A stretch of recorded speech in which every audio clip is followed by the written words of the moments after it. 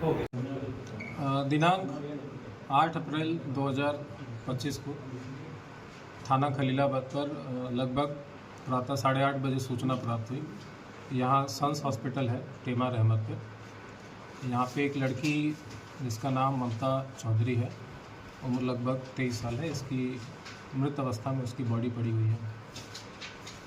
तत्काल उस सूचना पे एसएचओ मौके पहुँचे, फिर सीओ पहुँचे, एडिशनल एसपी, मेरे द्वारा भी फिर घटना स्थल का निरीक्षण किया गया। फील्ड यूनिट भी वहाँ पे आई, सारे साथ संकलन किए गए।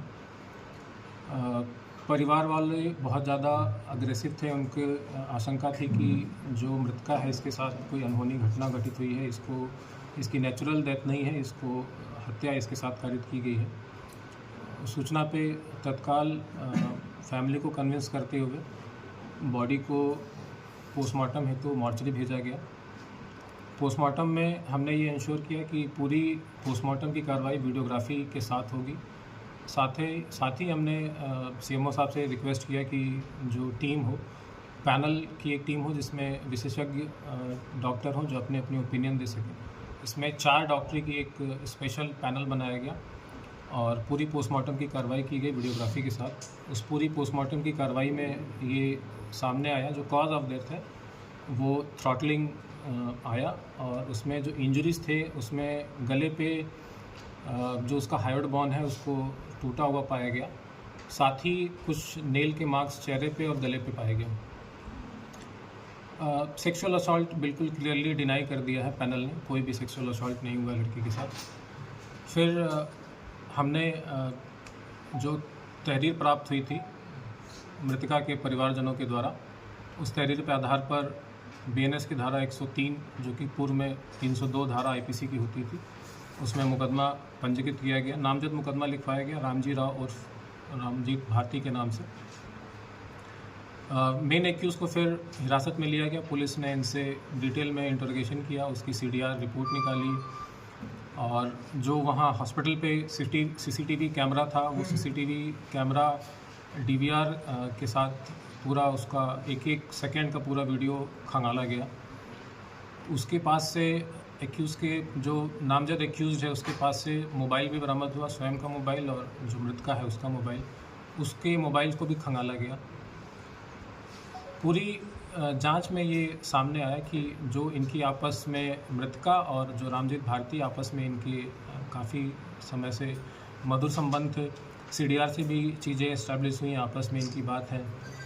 इनकी चैट भी हमने प्राप्त की। चैट में भी दिनांक जो मृत्यु का इसका दिनांक है इसमें एक चैट ऐसी मिली जिसमें इनक्रिमिनेटिंग एविडेंसेस थे एक्यूज़ के खिलाफ। इसमें लिखा है कि मार दो मुझे अब। साथ ही जो सीसीटीवी फुटेज हमने वहाँ से बरामद किया उसमें कई जगह पे छेड़खानी हमको मिली। कई उसमें मिसिंग सीसीटीवी फुटेजेस के 1-1, 2-2 मिनट के उसमें लिंकेज मिले। मॉर्निंग के समय 7:03 से लेकर 7:23 तक पूरा 20 मिनट का जो अंतराल होता है वो पूरा सीसीटीवी फुटेज का गायब मिला। जो एक्यूज़ का मोबाइल था उसमें से कई मैसेजेस पूरे तरीके से डिलीट पाए गए। तो ये सारे चीज़ें बहुत ही ज़्यादा इंक्रिमिनेटिंग थी एक्यूज़ के खिलाफ। फिर एक्यूज़ से भी इसके संबंध में जब गहनता से पूछताछ की गई, एक्यूज़ ने अपनी पूरी घटना कैसे उसने कारित की उसने बताया कि दिनांक 7 अप्रैल यानी घटना की पूर्व रात्रि में लगभग 8 से 9 के बीच में इसके बीच में और मृतका के बीच में अल्टरकेशन हुए थे छत के ऊपर। लगभग 16 से 17 मिनट तक ये लोग छत पे रहे। वहाँ पे इनके बीच में गाली गलौज मारपीट भी हुई। इसमें इसने गला भी दबाया था एक्यूज़ ने इसका। फिर हॉस्पिटल की एक स्टाफ है फातिमा, वो बीच में आ गई, तो उसने फिर वो घटना जो उनके बीच में हो रही थी वो बीच में रुक गई। फिर तीनों फिर छत से उतर गए।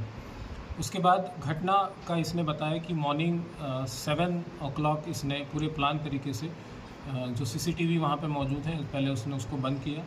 फिर उसके जहाँ मृतका सो रही थी उसके कमरे में गया, उसमें इसकी घटना कारित करने के बाद बाहर निकला, और चूँकि जो दरवाज़ा है वो हार्डली 6 फीट का है, इसने फिर उचक के उसको बाहर से ही दरवाज़ा बंद कर दिया और फिर वापस आके अपने जगह पे सो गया।